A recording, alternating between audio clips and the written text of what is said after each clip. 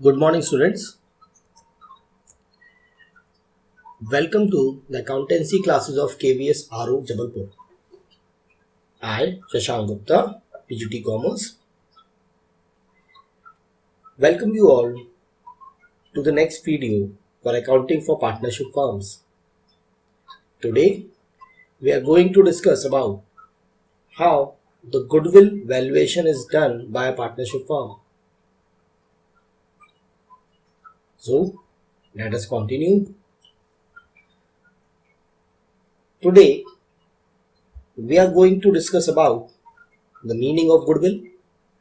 Goodwill क्या होती है, क्या समझते हैं हम टर्म गुडविल से, उसके nature and characteristics of goodwill, need for valuation of goodwill, why do we value goodwill, हम वैल्यूएशन कर क्यों रहे हैं, क्यों करते हैं गुडविल की वैल्यूएशन, क्या जरूरत पड़ती है उसकी, factors affecting the value of goodwill, कौन कौन से ऐसे फैक्टर्स हैं जिसकी वजह से फर्म की गुडविल पे अफेक्ट होता है, क्लासिफिकेशन ऑफ गुडविल, गुडविल कितने तरीके की हो सकती है, and then we are going to discuss about the different methods of valuation of goodwill, किस किस तरीके से हम गुडविल का वैल्यूएशन कर सकते हैं, कौन कौन से मेथड्स हैं जिनके थ्रू हम गुडविल का वैल्यूएशन करते हैं।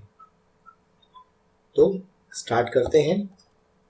सबसे पहले मीनिंग ऑफ गुडविल, गुडविल का मतलब क्या है, what does the term goodwill means.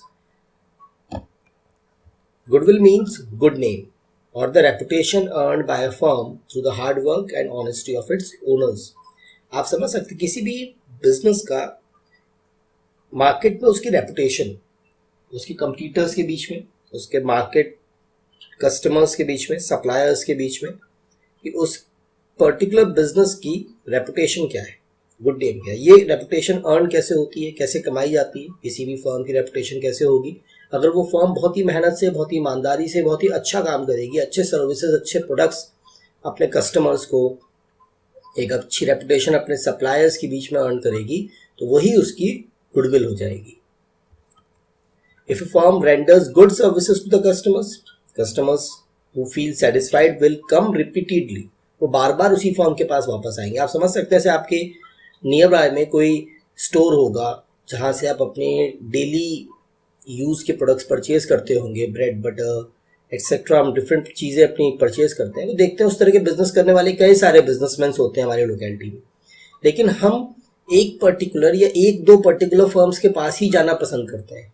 उसका रीज़न होता है कि या तो हमारे उनके पास हमें बहुत wide variety of range products मिल जाते हैं, उन्हीं की दुकान पर सारी चीज़ें मिल जाती हैं, वो हमसे बातचीत अच्छी तरीके से करते हैं, रिस्पेक्ट करते हैं, हमें कोई चीज़ एक्सचेंज करनी होती है तो हम आसानी से कर पाते हैं। तो इस तरह से कई सारे पॉइंट्स, कई सारे एस्पेक्ट्स हो सकते हैं जिसके थ्रू हम रिपीटेडली उसी एक फर्म के पास जाते हैं। उससे उस बिजनेस का फायदा ये होता है कि उसकी एक रेपुटेशन जनरेट हो जाती है मार्केट में कि ये एक पर्टिकुलर बिजनेस पर्सन है या ये पर्टिकुलर फर्म है जो कि हमें हर तरह की सर्विस अच्छी तरीके से प्रोवाइड कर रही है, तो उससे उसको एक सेल्स वॉल्यूम, उसका जो बिजनेस है वो ग्रो करता है। तो that is what basically goodwill is, good name is. Goodwill is the value of the reputation of the firm which enables it to make higher profits in comparison to the normal profit earned by the other firms in the same, उसी business में काम करने वाली other firms का जो normal profit है उससे ज्यादा प्रॉफिट इनको मिल रहा होगा। प्रॉफिट ज्यादा क्यों मिल रहा होगा, क्योंकि इनकी सेल्स ज्यादा होगी, इनकी सेल्स वॉल्यूम ज्यादा होगी, कस्टमर्स इनके पास रिपीटेडली आएंगे, तो इनका बिजनेस अपने आप इनके बाकी कंपटीटर्स या जो अदर फर्म्स है उस तरह के बिजनेस करने वाली उनसे बेटर हो जाएगा। तो इस तरीके say that is what basically goodwill is, and goodwill is very important aspect. Her firm ये चाहती है कि उसकी रेपुटेशन मार्केट में अच्छी हो, बिजनेस रेपुटेशन अच्छी हो, जिससे कि उसकी जो प्रॉफिटेबिलिटी है वो बढ़िया हो। अगर आप इस तरह से कंपेयर कर सकते हैं कि ऐसे मान लीजिए ऑटोमोबाइल कार्स बनाने वाली बहुत सारी कंपनीज हैं हमारी कंट्री में, लेकिन उन कंपनीज के अंदर मारुति का नाम बहुत ज़्यादा है। मारुति बहुत सारी कार्स इंडिया में बेचती है, जितनी गाड़ियाँ इंडिया में बिकती हैं उसमें 70 to 80% cars Maruti he produce करती है। तो उसका रीज़न है कि वो अच्छी सर्विस प्रोवाइड करती है, अच्छी एक क्वालिटी गुड्स एक रीजनेबल प्राइस में अपने कस्टमर्स को प्रोवाइड करती है। इस तरीके से वो एक रेपुटेशन जनरेट कर पाई है इतने सालों में। बहुत सारी बड़ी बड़ी फर्म्स हैं, बाहर की फॉरेन कंपनीज हैं जो इंडिया में आके इस्टेब्लिश हैं। कई सारी ऐसी जैसे सपोज Hyundai हो गई, रेनॉल्ट हो गई, इस तरह से कई सारी फर्म्स हैं, लेकिन उनके कंपैरिजन में मारुति एक इंडियन नाम होकर के, क्योंकि उसके साथ सुजुकी का नाम जुड़ा हुआ है, टेक्नोलॉजी वो एक फॉरेन फर्म से लेते हैं, लेकिन मारुति का अपना एक ब्रांड वैल्यू है जिसकी वजह से वो अच्छी सेल्स जनरेट कर पाती है। तो इस तरीके से एक फर्म, एक ब्रांड, किसी भी चीज़ की गुडविल हो सकती है जो कि बिजनेस को फायदा देगी, बेनिफिट देगी फ्यूचर में। Goodwill is the monetary valuation of the reputation of the firm. हम किसी भी फर्म की रेपुटेशन को जब मनी के टर्म से मेजर करते हैं तो उसे हम गुडविल बोलते हैं। तो this is how the meaning of goodwill is.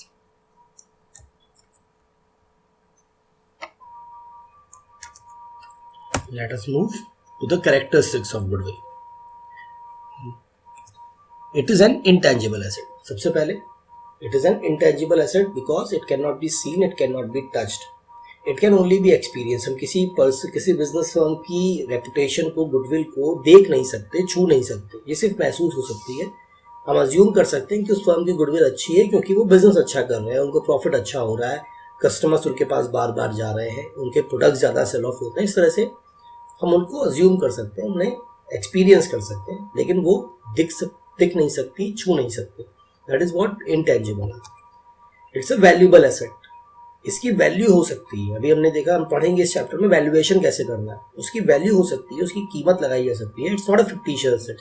ये ऐसा नहीं है कि इसकी कोई वैल्यूएशन नहीं है, इसकी वैल्यूएशन हो सकती है। किसी फर्म की गुडविल को हम मनी के टर्म से मेजर कर सकते हैं। It's helpful in earning access profit. जैसे कि भी मैंने आपको मीनिंग में ही समझाया कि बाकी फर्म से कंपैरिजन में गुडविल एक पर्टिकुलर फर्म को ज़्यादा प्रॉफिट जनरेट करवाती है। अगर किसी फर्म की रेपुटेशन अच्छी है मार्केट के अंदर तो वो ज़्यादा कस्टमर्स अट्रैक्ट करेगी in comparison to its rival firms. जो भी कंपटीटर फर्म्स हैं उनके कंपैरिजन में जिस फर्म की गुडविल रेपुटेशन अच्छी है उसको ज़्यादा कस्टमर्स मिलेंगे, अपने आप उसके पास कस्टमर ज़्यादा आएंगे। जब कस्टमर ज़्यादा आएंगे तो उसको प्रॉफिट भी अच्छा होगा, जनरेट करेगी।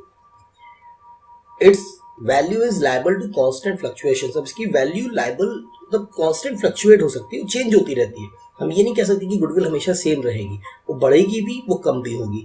मार्केट में अगर रेपुटेशन अच्छी है, आप अच्छे से परफॉर्म करेंगे, मैनेजमेंट अच्छा वर्क करेगा तो अच्छा होगा, गुडविल रेपुटेशन आपकी बढ़ेगी।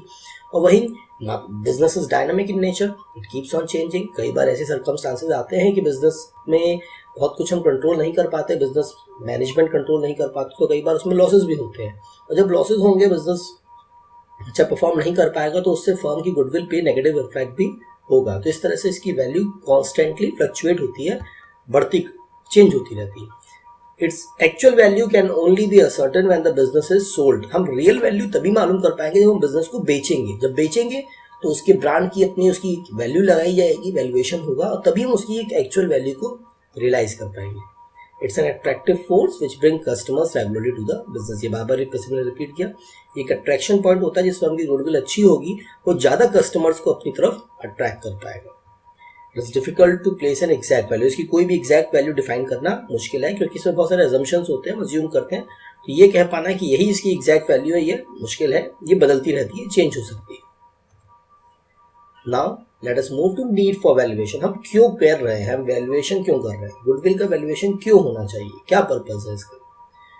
यहाँ जब हम पार्टनरशिप की बात कर रहे हैं तो यहाँ पार्टनरशिप के केसेस में कुछ रीजंस हैं। जब हम change in profit sharing ratio करेंगे, अगर हम प्रॉफिट शेयरिंग रेशियो को चेंज करते हैं तो उसकी वजह से किसी ना किसी को गेन होगा, किसी को सेक्रीफाइस होगा।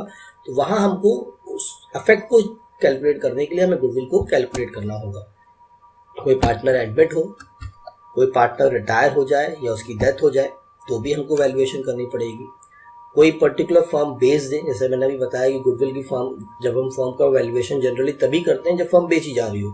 तो फर्म को अगर बेचा जा रहा हो तो भी हम गुडविल का वैल्यूएशन कर सकते हैं। एंड दो से ज़्यादा फर्म्स आपस में एमलगमेट हो रही हो, मिल रही हो, और साथ ही साथ अगर ये पार्टनरशिप फर्म किसी कंपनी के फॉर्म ऑफ ऑर्गेनाइजेशन में कन्वर्ट हो रही हो, तो इन डिफरेंट टाइम पीरियड्स पे, इन डिफरेंट नीड्स पे हम अपनी गुडविल का वैल्यूएशन कर सकते हैं, करते हैं। So let us move on to the factors affecting goodwill. Very important topic. ये टॉपिक वाइवा के पॉइंट ऑफ व्यू से भी और एग्जाम में थ्योरेटिकल पॉइंट ऑफ व्यू से भी बहुत इंपॉर्टेंट है। कैसे, कौन कौन से फैक्टर्स हैं जो गुडविल की वैल्यूएशन को अफेक्ट करते हैं, गुडविल की वैल्यू को चेंज करते हैं। जैसे कि मैंने अभी बताया कि गुडविल बढ़ भी सकती है, कम भी हो सकती है, चेंज होती रहती है वैल्यू। तो क्या क्या फैक्टर्स है जिसकी वजह से गुडविल की वैल्यू को हम अफेक्ट होती है या चेंज होती है। सबसे पहला है फेवरेबल लोकेशन ऑफ बिजनेस। अगर किसी बिजनेस की लोकेशन मतलब वो बिजनेस प्रॉपरली कोई ऐसी प्लेस पे लोकेटेड है जहाँ पे बहुत सारे कस्टमर्स उससे अट्रैक्ट होते हैं। फॉर एग्जांपल कि कोई मल्टी स्टोरी कॉम्प्लेक्स है जहाँ पर हजारों फ्लैट्स हैं, ठीक है, thousands of flats are there, so there are thousands of families residing at that place. वहाँ एक जगह पे हजारों फैमिलियाँ रह रही हैं और वहाँ पे कोई एक जनरल स्टोर है, एक दो प्रोविजन स्टोर्स हैं, तो वो हजार कस्टमर्स, हजार फैमिली के कस्टमर्स उस पर्टिकुलर प्रोविजन स्टोर्स तक पहुंचेंगे। अगर वो बिजनेस अच्छे से उन कस्टमर्स को डील करेगा, एक अच्छी वैरायटी ऑफ गुड्स एक रीजनेबल प्राइसेस पर और अच्छी स्टैंडर्ड प्रोडक्ट्स उनको अगर सप्लाई करेगा, तो उसकी रेपुटेशन वहाँ पर अपने आप क्रिएट हो जाएगी। इसी तरीके से अगर आप देखते हैं कहीं कोई पब्लिक प्लेसेस होते हैं, वहाँ पे कोई अच्छा रेस्टोरेंट है, कहीं कुछ आप देखते हैं बहुत सारे ब्रांडेड जो रेस्टोरेंट्स होते हैं, जैसे मैकडी हो गया,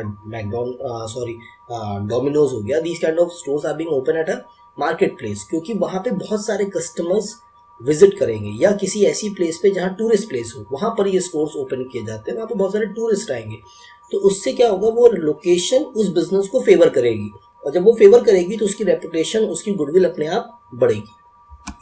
एफिशिएंसी ऑफ मैनेजमेंट, मैनेजमेंट कितना एफिशिएंट है, जितना अच्छा मैनेजमेंट होगा, जितनी अच्छी तरीके से वो बिजनेस को मैनेज करेगा, प्रॉब्लम्स को सॉल्व आउट करेगा, अपॉर्चुनिटीज को गैदर करेगा, तो वो अपने आप बिजनेस की रेपुटेशन को इम्प्रूव करता रहेगा। लॉन्गेविटी ऑफ बिजनेस मीन्स कितना लंबा बिजनेस है आपका, लंबा मतलब कितने सालों से आप उस बिजनेस को कर रहे हैं। जितना पुराना बिजनेस होगा उतना उसका कस्टमर बेस ज़्यादा होगा, उतनी उसकी रेपुटेशन मार्केट में बेटर होगी। कहा जाता है ना, जैसे आज हम लोग अपने इंडिया के अंदर हम देखते हैं अंबानीज का, रिलायंस इंडस्ट्रीज की बात करें, हम टाटा की बात करें, हम बिरला की बात करें, दे आर सो ओल्ड, वो हंड्रेड्स ऑफ ईयर्स से बिजनेस कर रहे हैं, कईयों साल से उनकी बिजनेसेस हैं। इस तरह से बहुत सारे बिजनेस आप अपनी लोकेलिटीज़ में भी देखते होंगे। कोई एक स्टोर होगा जो आप जब छोटे रहे होंगे बचपन में, तब से आप देख रहे हैं उस बिजनेस को करते आ रहे हैं, वो आपकी फैमिली बिजनेसेस होंगे, आपके ग्रैंड पेरेंट्स, आपके पेरेंट्स उस बिजनेस को कॉन्टिन्यूसली करते आ रहे हैं, तो आप देखेंगे उस पर्टिकुलर बिजनेस को, आपकी फर्म को, आपके बिजनेस को सोसाइटी में बहुत से लोग जानते होंगे। तो इस तरीके से आप अपने कंट्री में, आप अपने सोसाइटी में, जैसे कोई एक स्वीट वाला है, मिठाई वाला है, वो बहुत पुराना है, कई सालों से उसके यहाँ से लोग कस्टमर्स हैं, पुराना बिजनेसमैन है, तो लोग उसे जानने लगे हैं, उसके नाम से जाना जाते हैं। तो इस तरह से लॉन्गेविटी ऑफ बिजनेस, जितना पुराना बिजनेस होगा उसकी गुडविल रेपुटेशन उतनी ज़्यादा होगी। Next is nature of goods, किस तरह के गुड्स आप डील कर रहे हैं। डिफरेंट गुड्स के नेचर के अकॉर्डिंगली भी बिजनेस पे इफेक्ट पड़ता है। अगर आप फॉर एग्जांपल बात करते हैं कि अगर आप सपोज नेचर तो है ही, साथ में आप क्वालिटी कैसी दे रहे हैं, क्या चीज़, तो किस तरह का बिजनेस आप करेंगे उससे आपके उस पर बहुत फर्क पड़ेगा। सपोज आप किसी, मैंने ऑटोमोबाइल का एग्जांपल लिया था कि अगर मैं ऑटोमोबाइल का बिजनेस कर रहा हूँ तो ऑटोमोबाइल के शोरूम्स ऐसा नहीं होंगे कि एक शहर में कई सारे हों, एक पर्टिकुलर कंपनी का एक या दो ही शोरूम होंगे, तो हर कोई उस पर्टिकुलर, अगर सपोज कोई मारुति का शोरूम है या किसी का शोरूम, तो उससे उस पर्सन को अच्छे से वो लोग जान जाएंगे, तो अपने आप उसकी रेपुटेशन अच्छी होगी। एक और चीज़ यहाँ पर है कि अगर किसी प्रोडक्ट की हाई डिमांड रहती है लेकिन उसकी कोई शॉर्ट सप्लाई नहीं होती, अगर उसकी डिमांड सही है मार्केट के अंदर कोई भी, और उसकी सप्लाई हमेशा कांस्टेंट हो रही है, तो उससे उसकी जो कस्टमर का सेटिस्फेक्शन है वो अपने आप इंप्रूव हो जाएगा, तो उससे भी आपकी रेपुटेशन इंप्रूव होती है। Then position of licence and patents, जिस कंपनी के पास किसी पर्टिकुलर टेक्नोलॉजी का लाइसेंस या पेटेंट होता है उसकी रेपुटेशन अपने आप बढ़ जाती है। अगर हमने कोई एक नया इन्वेंशन किया, कुछ हमारी कंपनी ने जनरेट किया और हमने उसका लाइसेंस करा लिया, पेटेंट करा लिया और उसको रजिस्टर कर लिया, तो हमारे अलावा कोई उसे यूज़ नहीं कर पाएगा, तो अल्टीमेटली उसकी वजह से हमारे बिजनेस की रेपुटेशन और गुडविल इंप्रूव होगी, बेटर होगी। ट्रेंड ऑफ प्रॉफिट, अगर हम कई सालों से बिजनेस में अच्छा प्रॉफिट जनरेट करते आ रहे हैं, तो अगर प्रॉफिट अच्छा हो रहा है तो दैट मीन्स हमारी रेपुटेशन भी बिजनेस की बेहतर होती जाएगी। फ्यूचर कंपटीशन, अगर जिस बिजनेस का फ्यूचर में कंपटीशन कम होगा, मतलब उनके कंपटीटर्स कम होंगे, कंपटीशन की चांसेस कम होंगी, तो उनका रेपुटेशन मार्केट में अपने आप ज़्यादा होगा क्योंकि उन्हें ज़्यादा कस्टमर्स मिलेंगे। तो these are the different factors and there can be multiple other factors which affects the goodwill of the firm. Now moving on to the classification of goodwill. Goodwill कितनी तरीके की हो सकती है? Goodwill can be classified in two categories. One is purchase goodwill, the other is self-generated goodwill. Now purchase goodwill is acquired by making payment in cash or kind. हम जब किसी particular business को purchase कर लेते हैं, purchase कर रहे हैं मतलब उस पर्टिकुलर फर्म के नाम को, उसकी ब्रांड वैल्यू को परचेज कर दे रहे हैं bye paying something in return.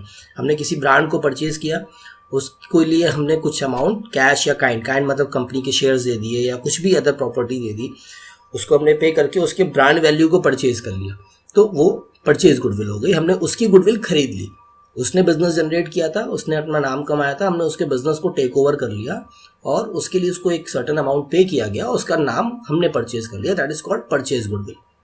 And then self generated is earn by our own efforts of management. हम अपने खुद के एफर्ट से अपने बिजनेस को हमने इस्टेब्लिश किया, जनरेट किया। सपोज फॉर एग्जाम्पल कि एक पर्टिकुलर पर्सन है, उसने अपना बिजनेस स्टार्ट किया कि कोई सपोज फॉर एग्जांपल, मैंने एक एग्जांपल ले लिया कि सपोज वो साड़ी बना रहा है, साड़ी का बिजनेस है, उसने एक पर्टिकुलर ब्रांड से साड़ियाँ बनाई और पॉपुलर की और खूब उसका नाम हो गया मार्केट में, सेल वो कर गया, तो उसी खुद की सेल्फ जनरेटेड गुडविल है।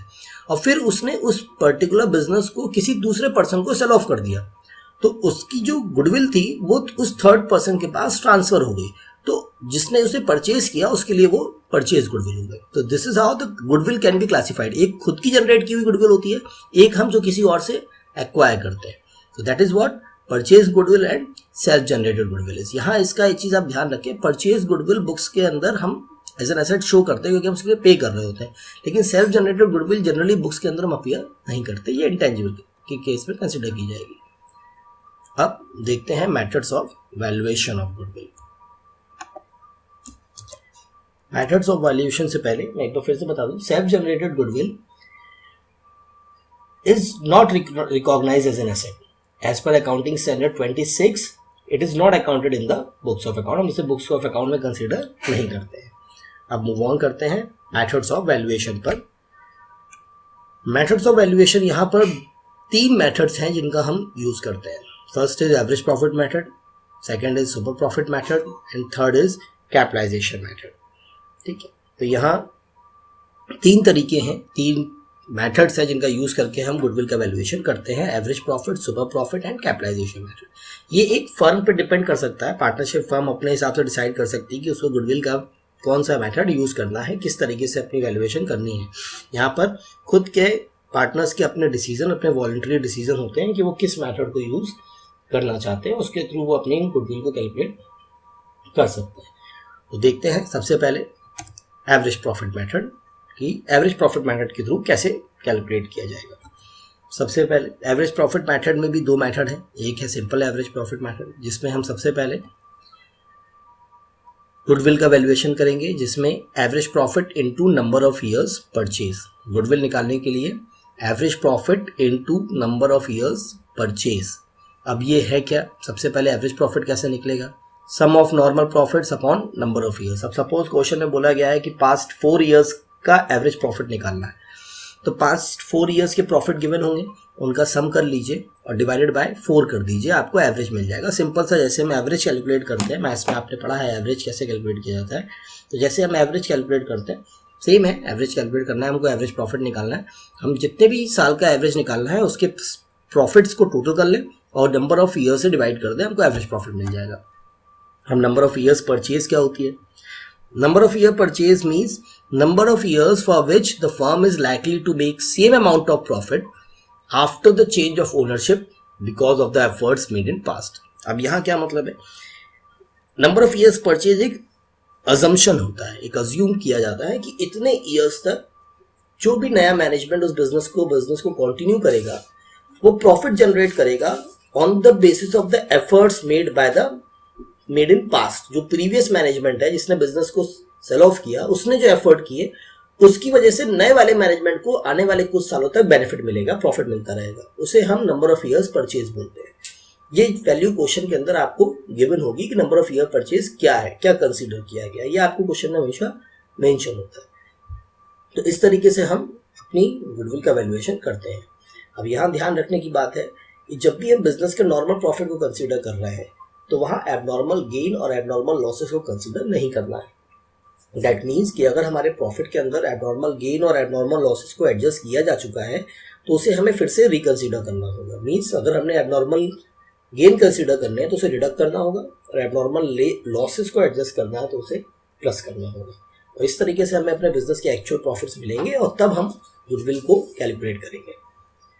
तो लेट अस सी थ्रू सम एग्जांपल्स कि कैसे एवरेज प्रॉफिट मेथड को या सिंपल एवरेज प्रॉफिट मेथड को यूज किया जाता है। यहाँ एक एग्जांपल लिया है जहाँ पर total capital of the firm of ABC was ₹1 lakh. तीनों पार्टनर्स का जो टोटल कैपिटल 1 लाख रुपीज का है। Net profits of last 3 years given है 17-18 का 40,000, 18-19 का 46 एंड 19-20 का 52। There was an abnormal loss of 3,000 in 2018-19। 18-19 में हमारे को 3,000 रुपीज का abnormal लॉस है। Goodwill of the firm is to be valued at 2 years purchase of the average profit of last 3 years। हमको लास्ट 3 years के average profit पे 2 years purchase से goodwill calculate करनी है। देखते हैं कैसे की जाएगी। सबसे पहले हमको total of last 3 years profit, अब लास्ट 3 years के प्रॉफिट के टोटल कैसे लेंगे। लास्ट ईयर का प्रॉफिट 40,000 है 17-18 का। 18-19 में लॉस गिवन था 3,000 रुपीज का, तो उसको हम इसमें वापस ऐड कर लेंगे। ये जो प्रॉफिट है वो लॉस डिडक्ट करने के बाद आया होगा, और क्योंकि वो एबनॉर्मल लॉस है तो उसे हम वापस प्रॉफिट में ऐड कर लेंगे। हमें एक्चुअल प्रॉफिट चाहिए 49,000 विदाउट एनी एबनॉर्मल लॉस और एबनॉर्मल गेन। और फिर 19-20 में हमारा प्रॉफिट 52, तो टोटल प्रॉफिट हो गया 1,41,000। अब जब हमें एवरेज निकालना है, 3 years का प्रॉफिट था ये, तो 1,41,000 को हमने डिवाइड कर दिया बाय 3, हमारा जो एवरेज प्रॉफिट आ गया वो आ गया 47,000। और गुडविल निकालने के लिए क्वेश्चन के अंदर दिया था valued at 2 years purchase of average profit, तो ईयर ऑफ परचेज कितना है 2।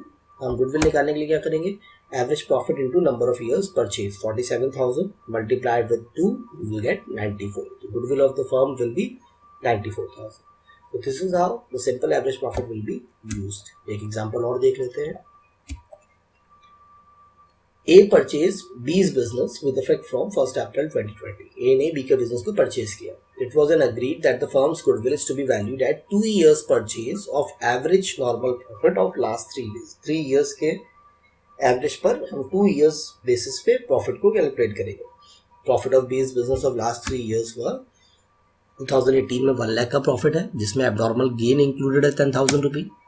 19 में 1,10,000 का प्रॉफिट है, जिसमें लॉस इंक्लूडेड है 20,000 रुपी। और 20 में 85,000 का प्रॉफिट है, जिसमें नॉन बिजनेस इनकम है 5,000। हमको गुडविल कैलकुलेट करनी है। सबसे पहले हमको प्रॉफिट्स को एडजस्ट करना होगा, तो उसके लिए क्या करेंगे, टोटल प्रॉफिट निकालने के लिए पहले साल 1 लाख का प्रॉफिट है, उसमें 10,000 रुपी का गेन था, उसे हमने डिडक्ट कर दिया। सेकेंड ईयर 20,000 का लॉस था, उसे प्लस कर लिया। और next year non business income है, मतलब प्रॉफिट है, उसे हमने डिडक्ट कर दिया, तो हमें एक्चुअल प्रॉफिट्स मिल गए। 2018 का 90,000, 19 का 1,30,000 एंड 20 का 80,000। So total profit of the firm will be 3 lakh rupees. अब 3 साल का प्रॉफिट है, तो एवरेज निकालने के लिए डिवाइड बाय 3 कर देंगे, we get 1 lakh rupees. 1 lakh rupee of average profit. Goodwill निकालने के लिए क्वेश्चन में बोला गया था 2 years purchase, so 1 lakh into 2 we get 2 lakh rupees of goodwill. So this is how the simple average profit method will be used for valuation of goodwill. Next method is weighted average profit। आपने पढ़ा होगा weighted mean stats के अंदर, ये इसी तरीके से करना है। यहाँ पर गुडविल निकालने के लिए weighted average profit into number of year purchase। तो गुडविल तो वैसे ही निकाली है, बस weighted average profit निकालना है पहले। अब weighted average profit निकालने के लिए क्या किया जाएगा, सबसे पहले हर साल के प्रॉफिट को एक वेट असाइन किया जाता है। अब वेट कैसे असाइन करेंगे, जो रीसेंट ईयर होगा उसको हाईएस्ट वेट दिया जाएगा, उसके अकॉर्डिंगली पीछे हम वेट को कम करते जाएंगे। जैसे 2018 को 1 मान लिया, 19 को 2 मान लिया, 20 को 3 मान लिया, तो रिसेंट ईयर 2020 है, उसको हाईएस्ट वेट दे दिया, तो कॉरस्पॉन्डिंगली पीछे की डेट्स पे हम वेट को कम करते चले गए ईयर्स पे। Then each years profit is multiply with the weight. हम पहले मल्टीप्लाई कर लेंगे वेट से प्रॉफिट का और सम निकाल लेंगे उस प्रोडक्ट का, सम ऑफ। फिर एवरेज निकालने के लिए क्या करेंगे, sum of products of profit upon sum of weight, total से डिवाइड कर देंगे। एग्जांपल देख लेते हैं।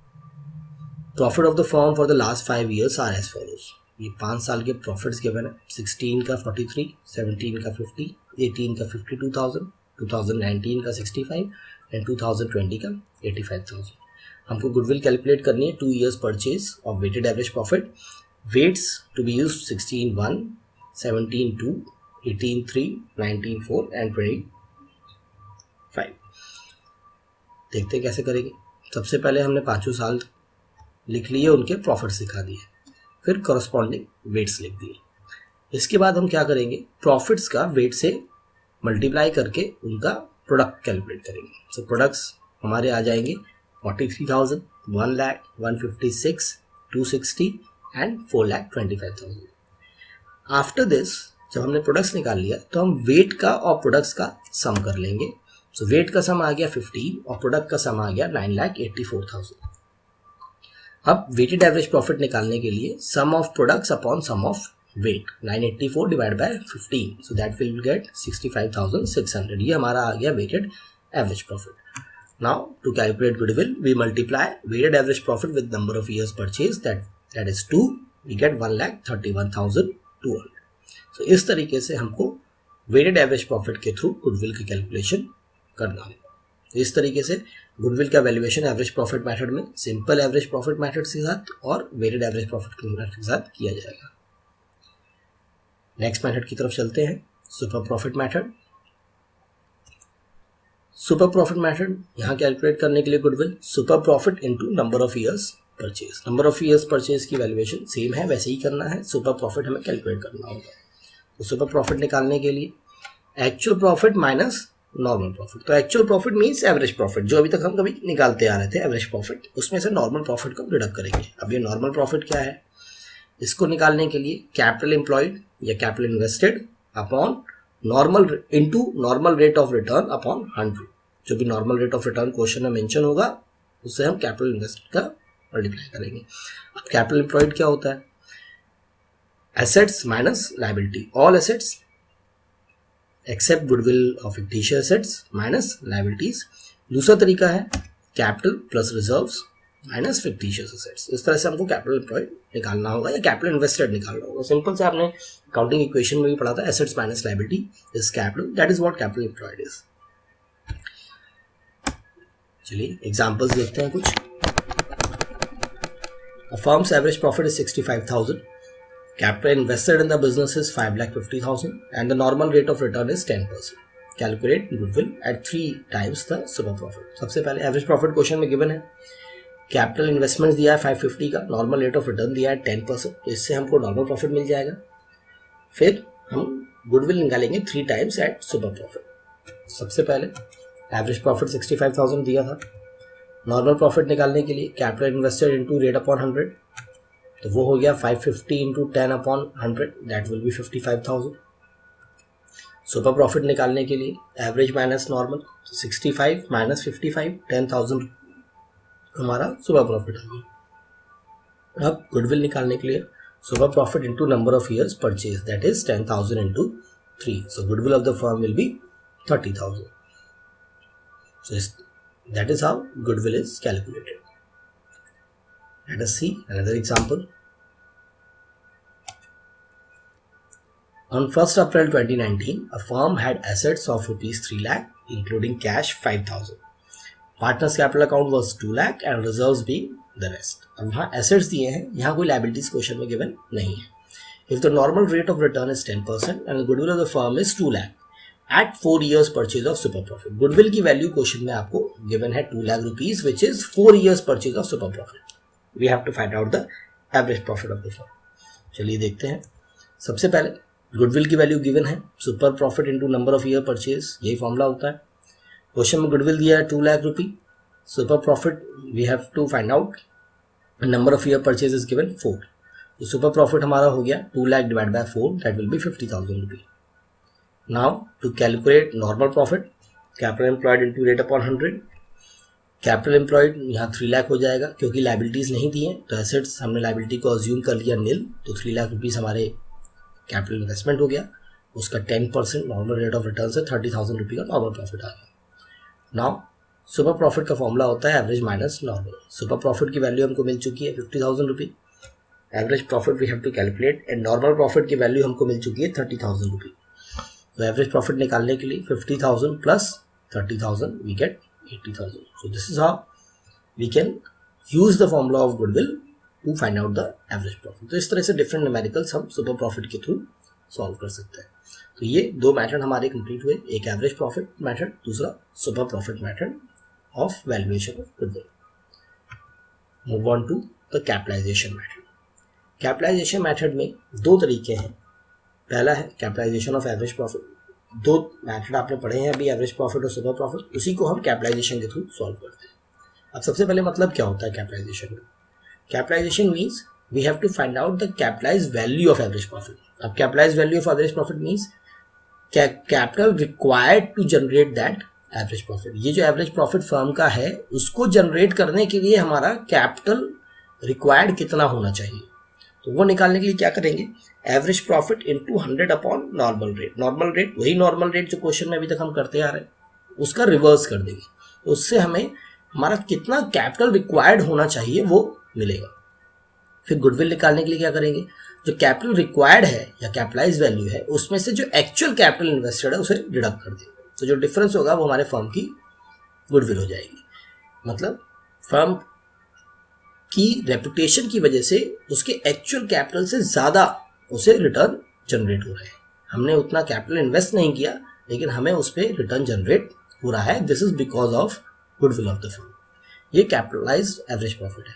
इसी को दूसरी तरीके से देख सकते हैं कैपिटलाइजेशन ऑफ सुपर प्रॉफिट। अब यहाँ जब हम सुपर प्रॉफिट की बात करते हैं तो वो अपने आप ही एक्सेस प्रॉफिट है। फर्म का एवरेज इंडस्ट्री के नॉर्मल से ज़्यादा है, इसीलिए उसे सुपर प्रॉफिट बोल रहा है, ज़्यादा बोल रहा है।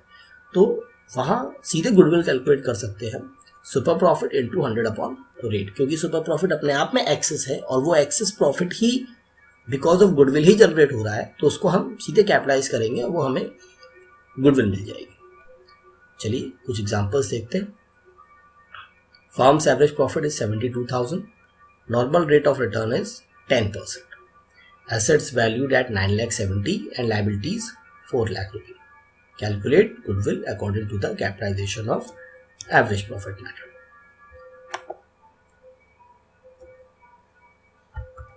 चलिए देखते हैं। सबसे पहले क्वेश्चन में एसेट्स एंड लायबिलिटीज हमें गिवन है, एवरेज प्रॉफिट गिवन है 72,000 रुपये। तो capitalise value of average profit निकालने के लिए average profit into 100 upon normal rate of return. Average profit हमें गिवन था और नॉर्मल रेट ऑफ रिटर्न हमें 10% दी हुई है, तो 72,000 इंटू 100 अपॉन 10 कर लिया, हमारी वैल्यू आ गई 7,20,000 रुपये। अब एसेट्स लायबिलिटीज गिवन थे, तो हम सबसे पहले अपना कैपिटल एम्प्लॉयड निकाल लेंगे जो कि एक्चुअल कैपिटल एम्प्लॉयड है, 970 माइनस 4,00,000 5,70,000।